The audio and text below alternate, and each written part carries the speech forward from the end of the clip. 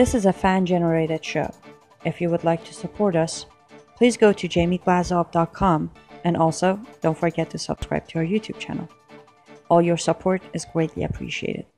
Jihadist Psychopath by Dr. Jamie Glazov. I will tell you as an expert on Sharia, as a former child bride who has suffered and faced my own jihadi psychopath, I want you to go and order this book on Amazon.com or go to jamieglazov.com. Get a copy for yourself. You know why? Because you need to be equipped with the knowledge to fight our enemies so you can save your daughters and your granddaughters from future of Islam. Good evening. Welcome to the Glazov Gang. Tonight, 2020 female Democratic candidates cover up sexual harassment. Would sexual harassment go away if there were more women in politics? To answer that question for us this evening, backed by popular demand, Daniel Greenfield, Shillman Fellow at the David Horowitz Freedom Center and the editor/writer of the blog The Point at frontpagemag.com. Daniel, what an honor to have you back. The honor is very much mine. It's always an honor to be on the Glazov Gang. Daniel, I'm hearing a lot of rumors on the street. I don't know if a lot are true, but I go to the grocery store, I hear about it. Sometimes just in a restaurant, I overhear other people's conversations. There's a lot going on with your hat right now. I don't want to put you on the spot. I'm going to leave it up to you. What's going on? Well, you know, the hat is getting around. It's making the rounds. There's talk of a 2024 candidacy. But just in the light of the topic of our chat tonight, I just want to emphasize that my wife is just as able to wear the hat as I am, and it looks even better on her. All right. Let's leave it at that for now. But I get, Daniel, after every show, we're flooded with emails. 50% are about what we talk about. Believe it or not, the other 50% are about the hat. It's incredible. It's developing almost a cult following. Sometimes I feel I should just skip the Glazov Gang and just leave the hat here, and people would be just as happy. Daniel Greenfield, what an article you recently wrote for Front Page Magazine. And of course, the title is somewhat the same title as your article. And the teaser for the show was the teaser of your article at frontpagemag.com. Everybody go to Front Page and just look up Daniel Greenfield's article on the Democrat 2020 women and the sexual harassment issue. Daniel, you're pointing out that the top ranks of the Democrat 2020 field seem to also have a #MeToo problem. Can you tell us about it?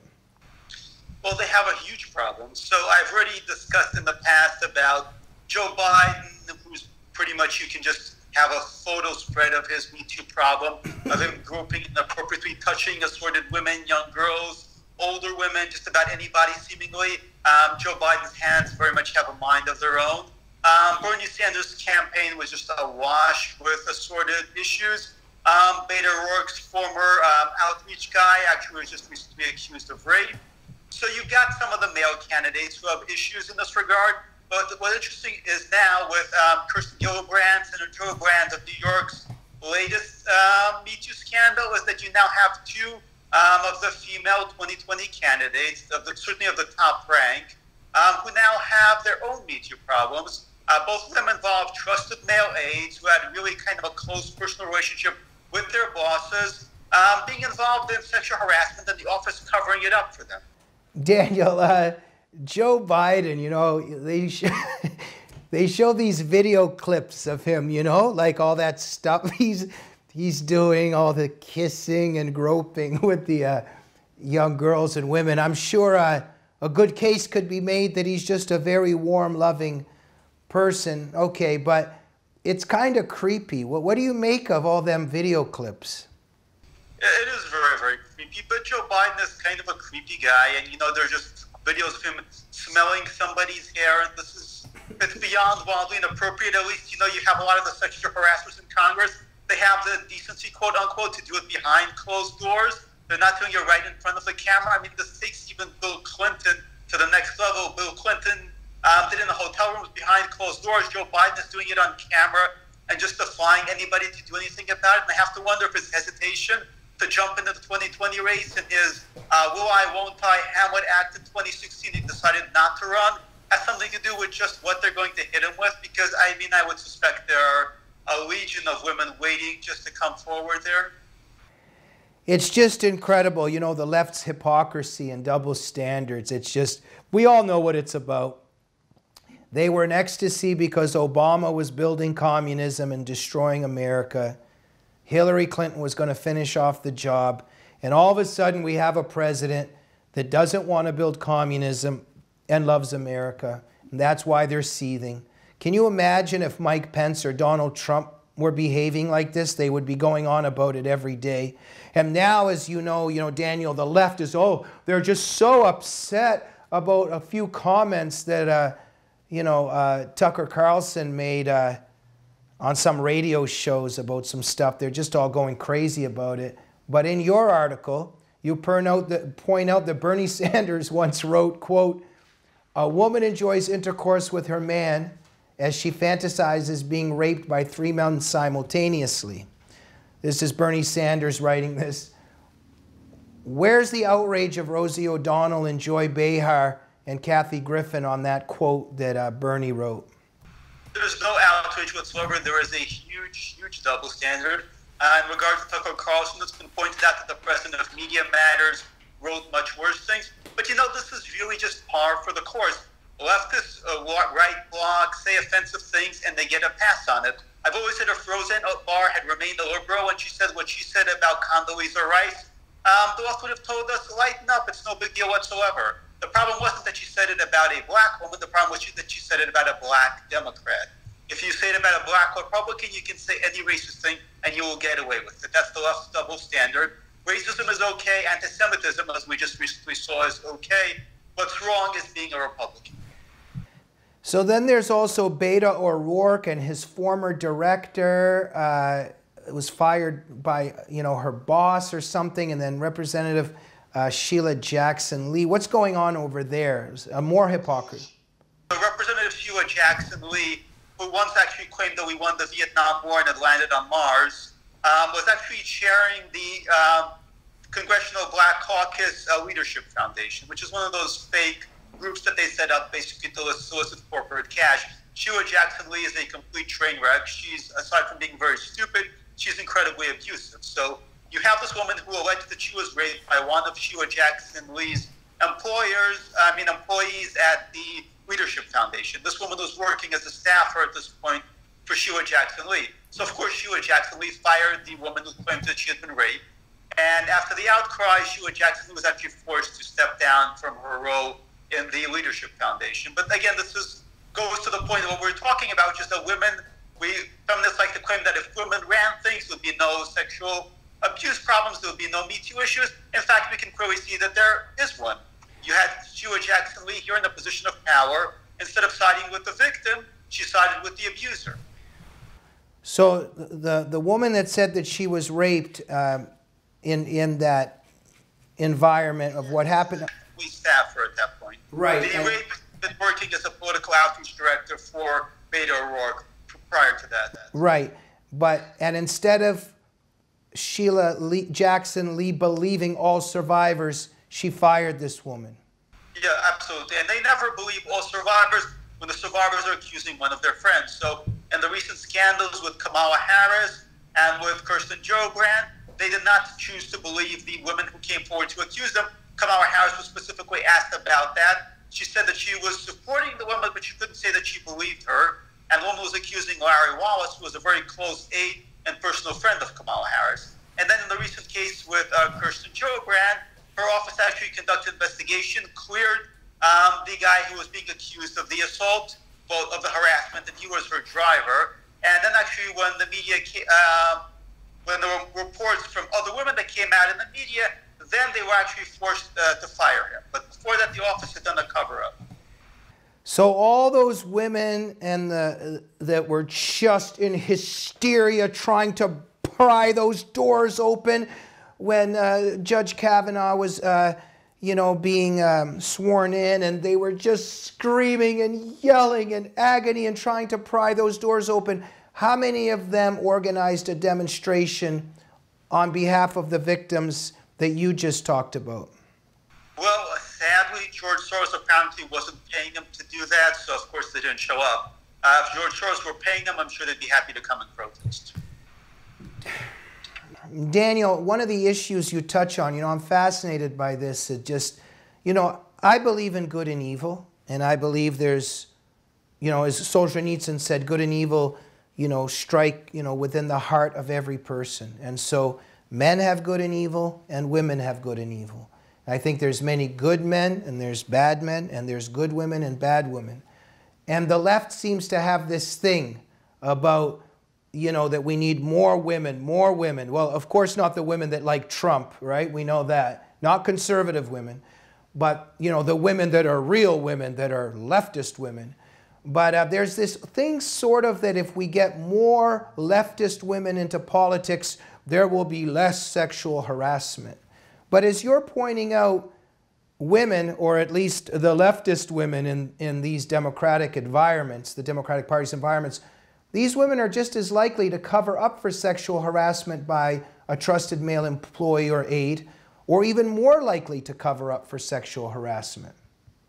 If we just look at the statistics in the 2020 race, it might be even more likely because of the 3 2020 candidates who had sexual harassment scandals, Me Too scandals within their own offices. One is Bernie Sanders, but the other 2 are women, Kamala Harris and Kirsten Gillibrand. And in 2016, the feminist standard bearer, the woman who was going to break the glass ceiling, the first female nominee of a major party, Hillary Clinton, had really gotten there by covering up the sexual harassment and sexual assault scandals of her husband. So really, you can just look at the 2016-2020 Democrat field and look at these women who are supposed to be the feminist standard bearers, the feminist heroes, and if they get in, it's going to change things for women. And the reality is, these women were complicit in covering up sexual harassment by male associates, by their husbands, by their male friends, and they had absolutely no problem doing this. And it seems that they're even more likely than men to do it. But Daniel, wait a minute. In terms of the women that said that Bill Clinton had raped them or molested them or whatever, a lot of those accusations were, Hillary Clinton really believed them, right? Oh, no, wait a minute. What happened there? Hillary Clinton chose to side with Bill Clinton. Kamala Harris chose to side with Rory Wallace. Kirsten Gillibrand chose to side with a guy named Malik, who had no apparent skills for working as her close aide, except that he was willing to run any errands for her that she wanted him to. That's the bottom line here. As you mentioned before, women, men, ethics, decency, morality, goodness, they don't come with a gender or with a color or with a race. And the left likes to say that goodness is very much a factor of your identity. White men are bad, black men are good. Men are bad, women are good. The reality is we're all human beings. We all have good and evil inside of us. Our goodness and our evil is not dependent on our skin color. It's not dependent on our gender. It's dependent on the choices that we make, on the values that we have. This is what the left refuses to recognize. The radical left has divided the country along the lines of identity politics. And so it says that black people can't possibly be racist. And so it defends Omar. It says that women can't possibly be complicit in sexual harassment and assault. And yet every day there are stories proving otherwise. And you have 2 scandals from 2 of the big Me Too candidates, because Kirsten Gillibrand very much was all about the Me Too movement. Senator Kamala Harris was very much running on the Me Too movement. And yet they proved that, in fact, women are at least as likely as men to misbehave. Daniel, Asia Bibi, 8 years rotting in a Pakistani jail because she dared to drink out of a cup, and she's considered a dirty kafir in the Islamic world in Pakistan. Then she was accused of blasphemy. 8 years rotting in a Pakistani jail. She still can't get out of Pakistan. Masses of Muslims in the streets screaming with rage, wanting her blood. Did I miss it? The Me Too movement made a statement on behalf of Asia Bibi? The Me Too movement has zero interest in the plight of Muslim women. That's something I know you've brought a lot of attention to in the past. They have absolutely no interest in the plight of Muslim women when the harassment comes from Muslim men. And in fact, obviously you have the abuse of Christian women, of Jewish women in some parts of the world by Muslims. You have Muslim women who are oppressed and abused also. And actually the sexual harassment, the sexual assault rates The domestic abuse rates for women in the Muslim world are completely off the charts, and yet nobody in the Me Too movement will talk about it. They want obvious villains. They want to redirect everything to Trump. They want to pour through Kavanaugh's high school yearbook. What they don't want to do is discuss the actual source of violence against women in places like Sweden, in the UK, really across Europe, where you actually can line up the sexual assault rates with the rates of Muslim migration to those countries. So the Me Too movement has a Me Too problem. Well, of course it does. Like every leftist movement, it's built on hypocrisy, it's built on double standards, it's built on lies. So Senator Gillibrand, who did the most to embrace the Me Too movement of anybody in politics, turns out was violating her own standards. Senator Kamala Harris, who was so waxing enthusiastic about ending the use of non-disclosure agreements to silence sexual harassment victims. When you had a woman in her office who was sexually harassed, her office silenced her with a non-disclosure agreement. This is just how they work. This is exactly why Harvey Weinstein, while he was raping half of Hollywood, was fielding this documentary, The Hunting Ground, about the sexual assault problem in college campuses. This is what the left does. It is built on hypocrisy. It's built on lies. It's built on covering up its own abuses while accusing others of its own crimes. So gender diversity is not going to fix sexual harassment. Nope. Morality, ethics fix sexual harassment. Putting more women in doesn't fix the problem. Yes, women might be less likely to sexually harass people, but the basic borderline reality is that women are just as likely to cover up sexual harassment by men, because again, this is ultimately a problem of ethics, and the left has no ethics, the Democrats have no ethics, they have no actual standards that they will abide by. Daniel Greenfield, thank you so much for your truth-telling, your nobility, and your courage. Thank you for coming on the Glazov Gang. Very much my pleasure, as always, to have an informed and enlightened conversation with you. Thank you again for bringing attention to this really important issue, especially the plight of women in the Muslim world. Thank you, Daniel, for all that you do. Ladies and gentlemen, Daniel Greenfield's blog, The Point. It's the most important blog out there on the internet. You can find it at frontpagemag.com. Go to The Point. You're going to learn a lot and keep up to date on everything that's happening. And one of those things is the consistent, perpetual hypocrisy of the left. Please remember, we're a fan-generated program. We're only here because of you. If you like what we do, please go to jamieglazoff.com to support our show. And the least you can do is subscribe to the YouTube channel of the Glazov Gang and nudge other people to do it. And we'll see you soon. Good night.